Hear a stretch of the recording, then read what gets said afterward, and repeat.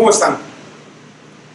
En esta cápsula veremos algunas pautas para resolver problemas empleando el pensamiento crítico en el método del caso. Para que se pueda dar la resolución de un caso, depende también de cómo está estructurado el caso. Hemos visto que la estructuración de casos de la Escuela de Negocios es distinto al método del caso de la Escuela de Medicina y de la Escuela de Derecho.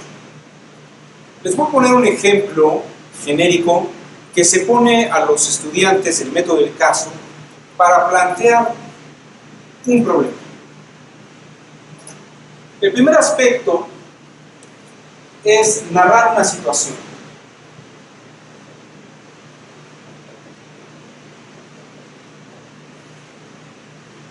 En el caso del derecho, estaríamos hablando probablemente de los resultados de un tema. Estaríamos hablando incluso de una serie de hechos que se han constatado, que algunos forenses han marcado como elementos básicos de un delito que se haya cometido, de alguna falta o un hecho acaecido o acontecido. La narrativa es sumamente importante porque la narrativa nos da las pautas a partir de las cuales razonamos y entendemos elementos. Darrell Hoff es un autor que escribió un libro fascinante que se llama ¿Cómo mentir con estadísticas? Y les voy a poner el ejemplo que pone Darrell Hoff con respecto a la cuestión de narrativas de una situación. Dice Darrell Hoff: en una escuela preparatoria se dieron cuenta que el 80% de los alumnos fumadores sacaban malas notas. Es decir, los alumnos fumadores, el 80% de ellos, tenían calificaciones reprobatorias o calificaciones con un pase muy abajo. Y Darrell Hoff decía, bueno, yo tengo el dato de que estos alumnos, estos 100 alumnos, de estos 100 alumnos, el 80% fumaba y tenía calificaciones bajas. Pero se preguntaba Darrell Hoff lo siguiente: ¿y no será que los alumnos que sacan malas calificaciones para tratar de calmar su ansiedad empiezan a fumar? ¿Qué es primero? ¿Fumar y sacar malas calificaciones o el sacar malas calificaciones y empezar a fumar? Darrell Hoff dice, esto es un juego de narrativas. Yo tengo el dato duro, pero el dato duro es que tengo 100 estudiantes, de los cuales el 80% son fumadores.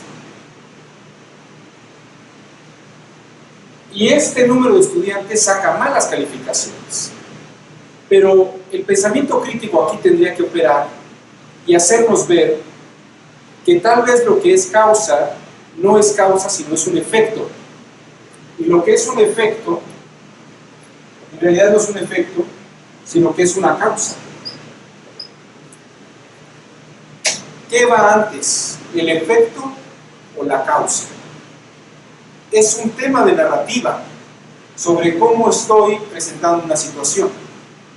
El pensamiento crítico tiene que ser precisamente muy analítico y distinguir en un caso práctico hechos del sesgo que tiene el hecho, es decir, la dirección en que se está narrando la organización de los hechos. Un secretario de estudio, un juzgador, tiene que revisar hechos.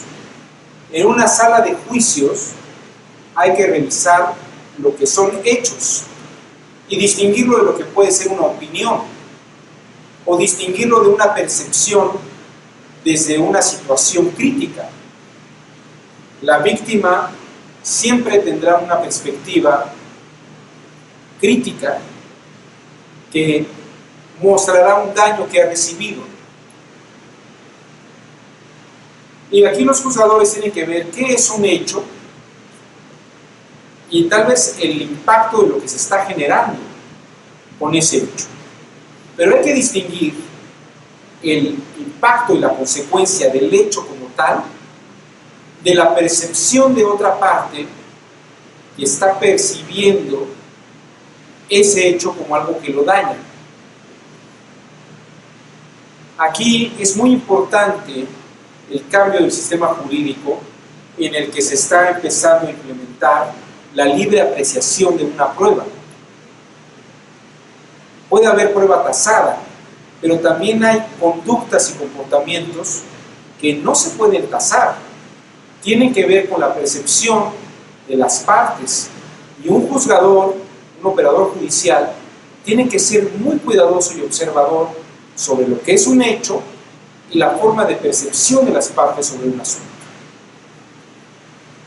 Hay que ver la narrativa del tema.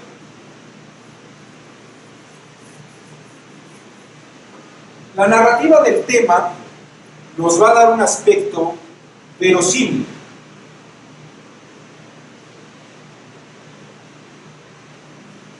Es algo que parece verdad. Recuerden ustedes a las farmacias de similares.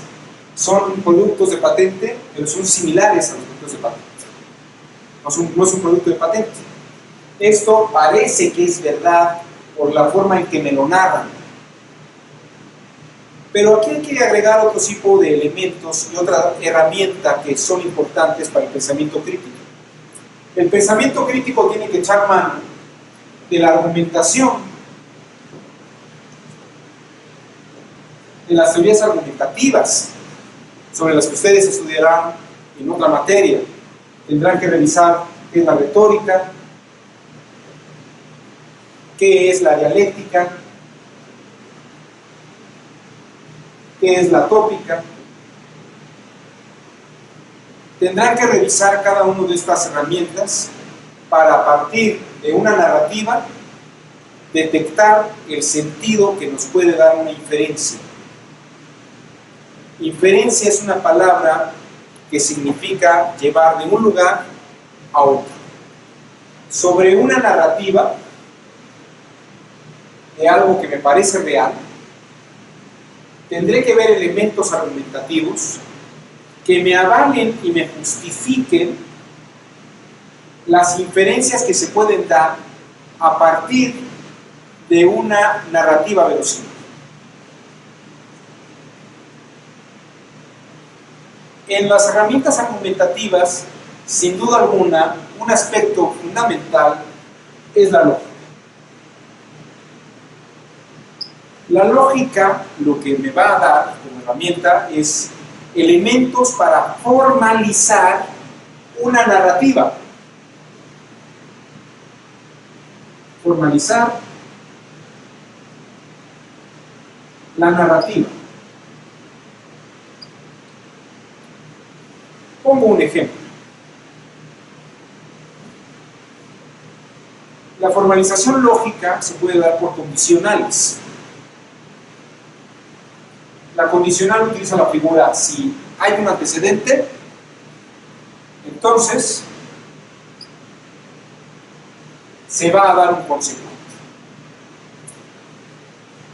Si mi antecedente es que el 80% fuma, entonces el 80% sacará malas notas. Y sobre eso puedo hacer una serie de inferencias. Pero si cambio mi punto de referencia, es decir, ya no veo un hexágono, sino que veo un cubo, podría decir: si estoy sacando una mala nota, entonces podría ocurrir que empezara a fumar. Esto que estoy poniendo con el ejemplo de David Hoff se expande y funciona en el campo jurídico.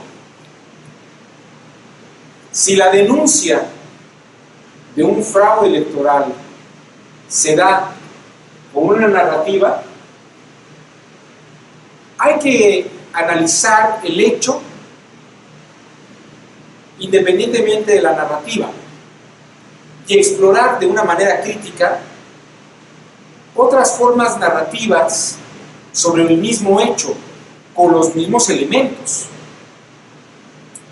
Y con base en eso tendremos que hacer ya peritajes, análisis y buscar datos de prueba que nos puedan aportar elementos para que nuestro criterio pueda ser direccionado con mayor convicción hacia un lado que hacia otro. El dato de prueba lo que nos va a permitir es direccionar en qué sentido tiene más lógica o tiene más coherencia en la realidad tener un antecedente y presentar la consecuencia de una manera. Hay que distinguir dos palabras fundamentales aquí. Una es coherencia, la segunda es congruencia.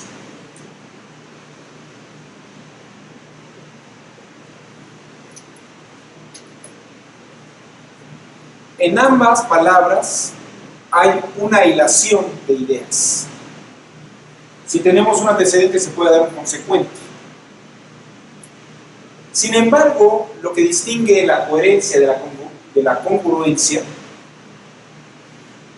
es que lo que es coherente solamente permanece en el campo del pensamiento. La congruencia es cuando tenemos elementos o pruebas que de facto nos lleven a mostrar que esta forma solamente puede darse en la realidad con estos elementos de prueba. Les pongo un ejemplo muy aterrizado. Durante finales del siglo XIX, principios del siglo XX, había muchas ideas coherentes sobre cómo hacer volar una máquina.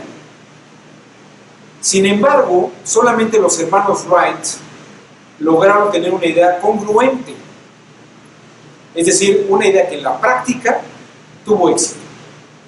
En el campo jurídico, el método del caso y el pensamiento crítico es no solamente analizar las formas de coherencia, sino de congruencia que se pueden tener. Y aquí es muy importante los aspectos de valoración y análisis de las pruebas y de los hechos. Ver con los datos de prueba que tenemos qué es más coherente, pero también qué es más congruente, o qué es congruente aunque pueda haber una coherencia. Un juicio es un escenario de posibilidades. Sin embargo, las posibilidades coherentes tendrán una inclinación a la congruencia dependiendo de la forma en que se integren a un proceso.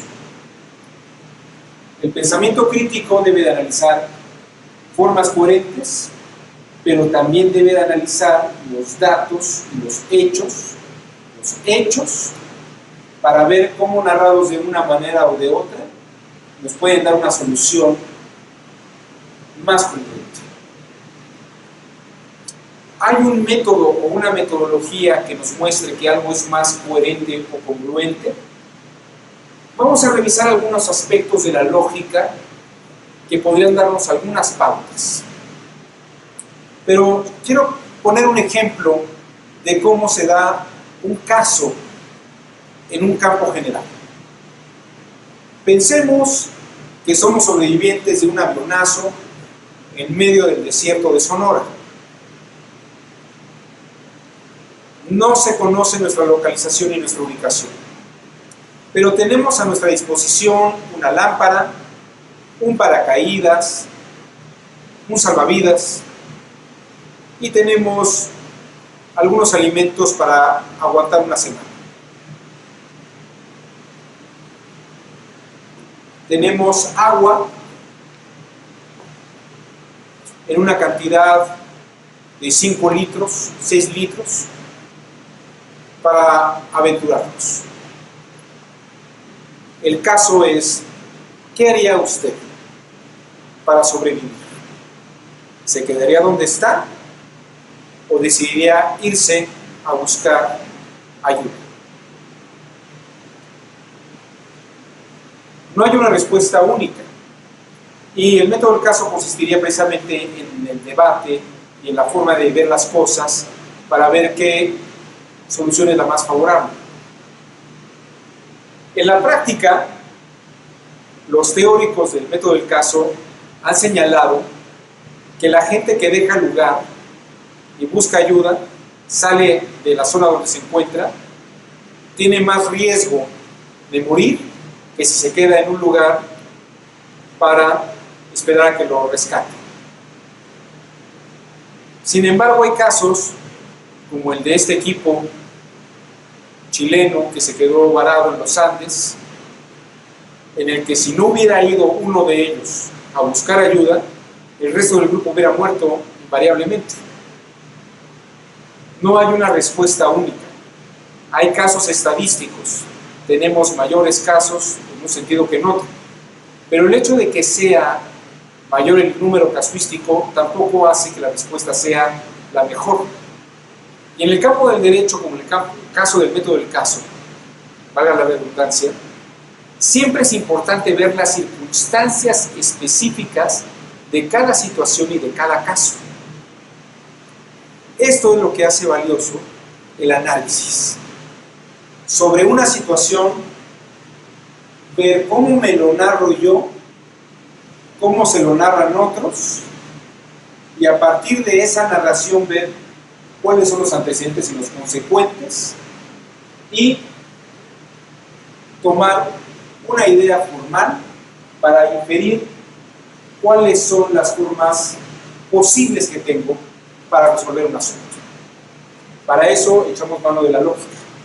Por la lógica sabemos qué es una contradicción, qué es un contrario sensu y qué es una contrariedad. No hay más posibilidades. Una vez que yo he definido qué es antecedente y consecuente, veo mis posibilidades. Pero mis posibilidades son coherentes. En la práctica puede haber elementos que congruentemente me lleven a inclinarme hacia otro aspecto. Y esto solamente lo da la base de experiencia. Por eso es muy importante que resolvamos varios casos o que los asuntos se resuelvan con varios casos, porque así aprendemos varias simulaciones. Para acabar esta cápsula, les quiero platicar un estudio que se ha hecho sobre el sueño. En España se ha dicho que el sueño, algunos investigadores que están vinculados con la escuela de Harvard, han señalado que los sueños son experiencias simuladas, en las que tengo situaciones parecidas a la realidad y yo mismo ensayo en mi sueño posibles soluciones. Son como estrategias de sobrevivencia en caso de que algo me haya ocurrido o algo me pudiera ocurrir. Por eso cuando tenemos un tema, hasta soñamos con él. No es porque nos persiga invariablemente, sino porque por un instinto nuestra mente busca formas de ensayo, de respuesta a una situación. Y nos hace experimentar y vivir una situación para ver cómo podríamos resolverla. A veces se convierten en pesadillas, pero a veces los sueños pueden ser soluciones interesantes que tendríamos que apuntar cuando despertamos intempestivamente. Hasta la siguiente cápsula.